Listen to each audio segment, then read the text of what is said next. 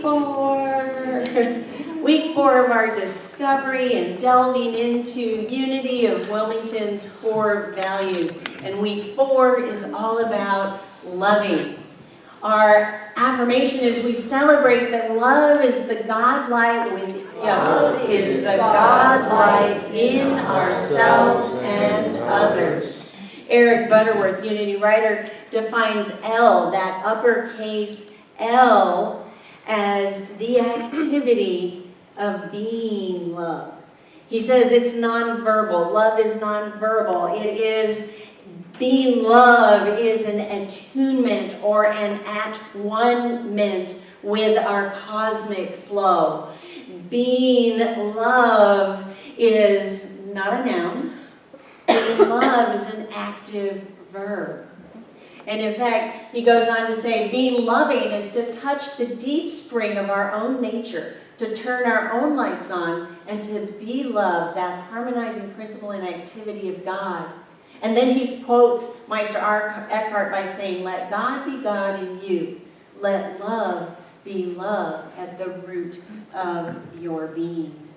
And I really love, I love how that's stated. I love the context in which we're invited to be in. Because so many times in my lifetime, I have heard people say that there was a lack of receiving love in their lives, and therefore that was the reason for all their ills or all their troubles. It was because I didn't get enough love in my childhood. It was because I didn't get enough love in my marriage. It was because I didn't get enough love, ...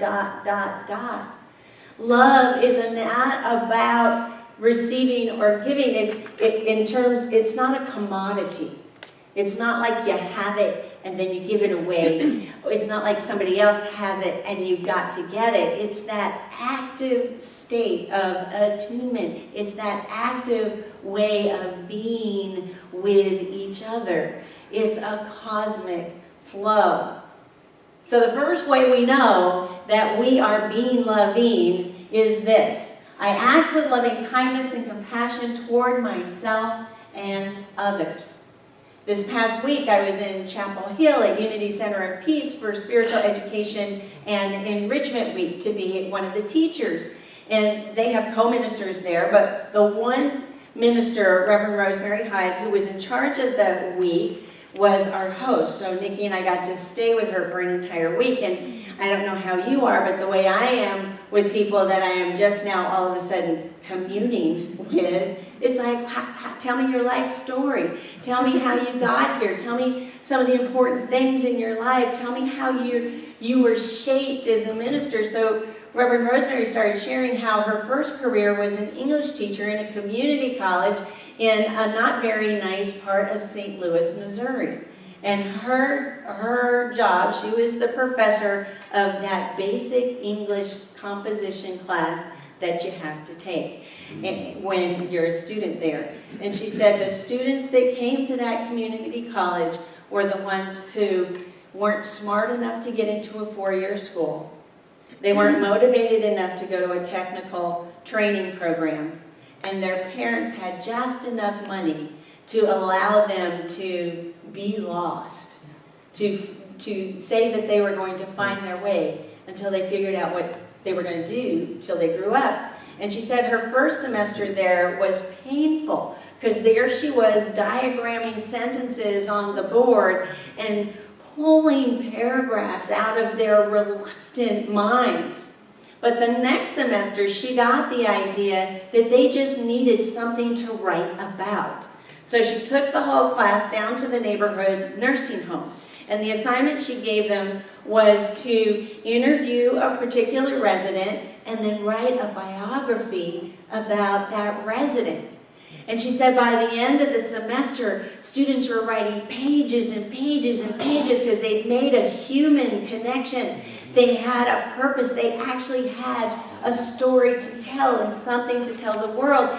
And Nikki and I were like, that's fabulous. You must have been an amazing teacher. I bet your students went on to really amazing careers. I bet they went on to become nurses and journalists. And she said, I have no idea. I had them for a semester, 30,000 students, and they went on. And I started to think about another story I had heard about a Johns Hopkins professor who had a group of graduate students, and he gave his graduate students an assignment. Go to the slums, find 200 boys between the ages of 12 and 16, interview them, research and all the social demographics that are around them, and then come back with a prognostication of how successful they're going to be in their lives. So this graduate students, they went out, they found 200 boys, they did the interviews, they did the research, all the social statistics, la la la la la, and they came out with a pronouncement that out of the 200 boys, 90% of them would spend some time in jail. Makes sense, right? So 25 years later, this same professor gets to wondering. So he has a new group of graduate students, and he assigns this graduate student group the job or the task of going out to find as many of those 200 boys as they can and see what happened. So this group goes out, they find 180 of the original 200, some had moved, some had died, and they started interviewing them. And when they came back together, the statistics were astounding, because out of the 180, 4 spent time in jail. Wow. And they just said, how can this be? The model that we used is the model that blah, blah, blah. So four of them. So they went back and they started looking over their notes for commonalities, and they came up with a single phrase. 75% of those 180 boys, who were now men, said, well, I had this teacher. And they went back to them and they tried to figure out who the teacher was, and it turns out that it was the same person who had been retired and was living in a home for retired teachers, and they went to interview the teacher, and they were like, what did you say? What did you do? What was it about these boys? What was it about you? And the teacher kept saying, no, I didn't do anything special. No, I can't remember anything that was extraordinary. And then almost to herself, at the end of the interview, she said, I sure did love those boys. Mm-hmm.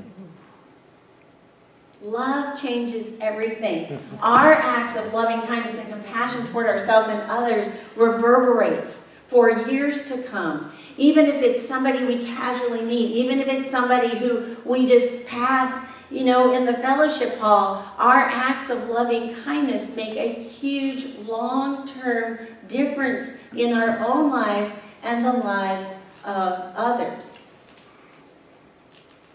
Another way we know that we are living our core value, being loving, is by practicing love, uppercase L, by forgiving myself and others. I think self-love is the same as forgiveness.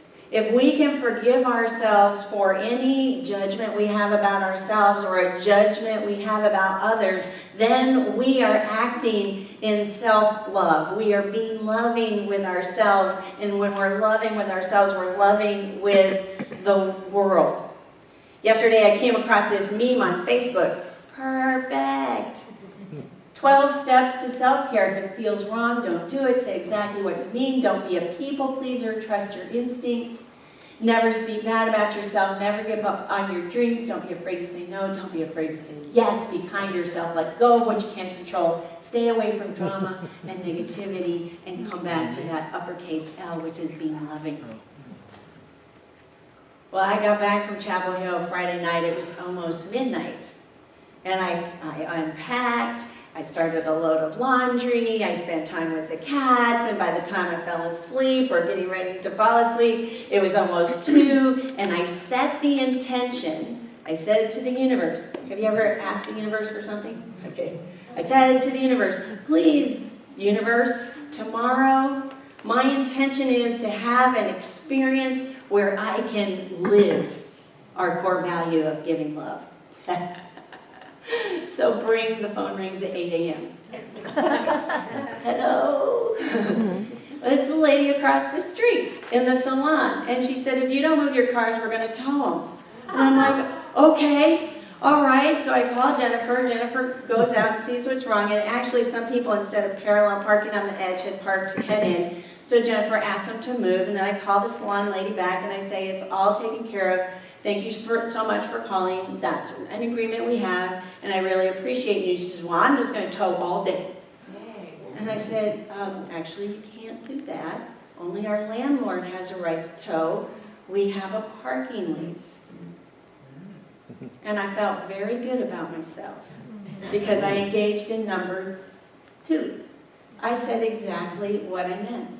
No pussyfooting around. And it was like, I kind of walked around going, look, I have an experience of giving love to myself. I am so good. And then she called back.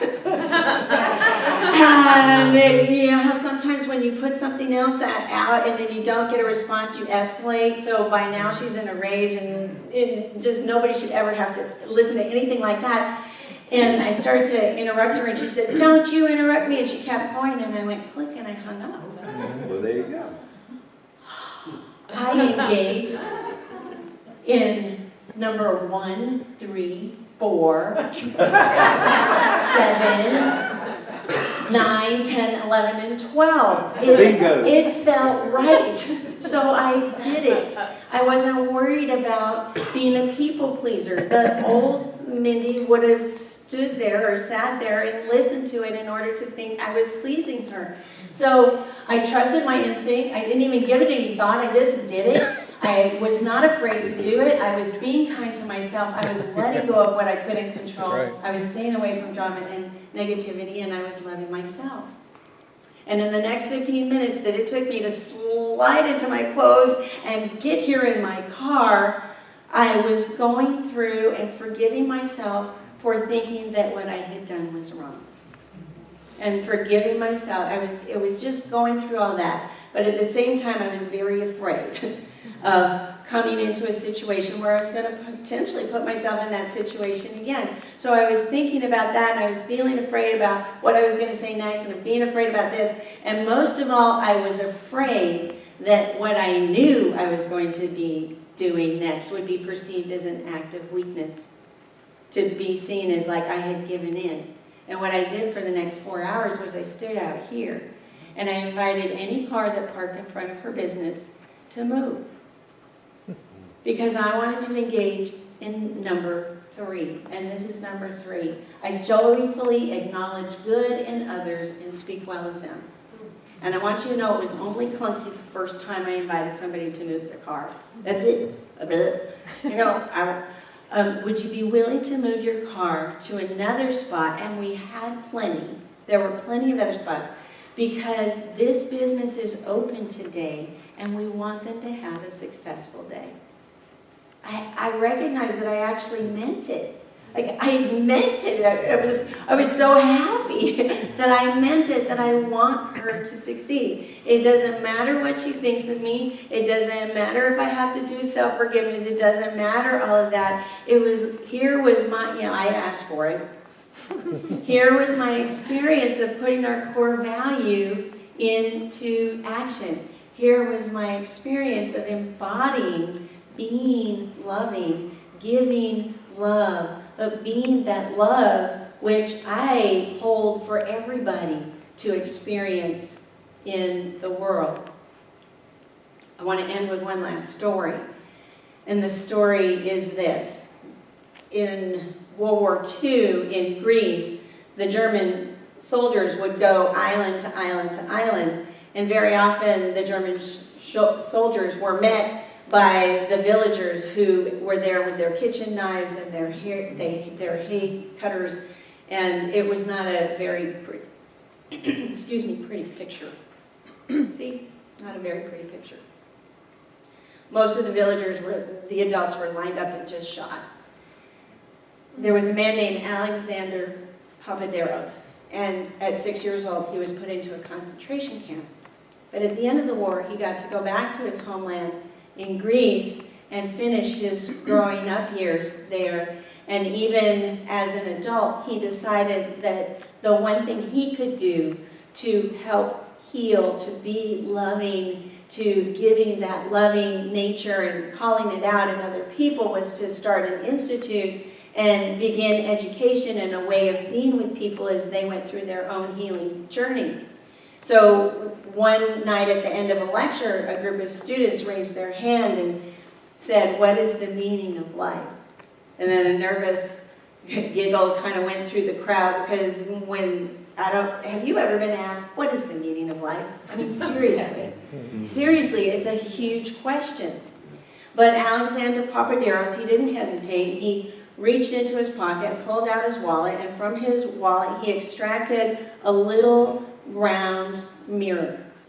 And he said that he had found, as he was growing up, he had come across a motorcycle wreck that was probably left over from the Germans, and there on the ground were pieces of the mirror.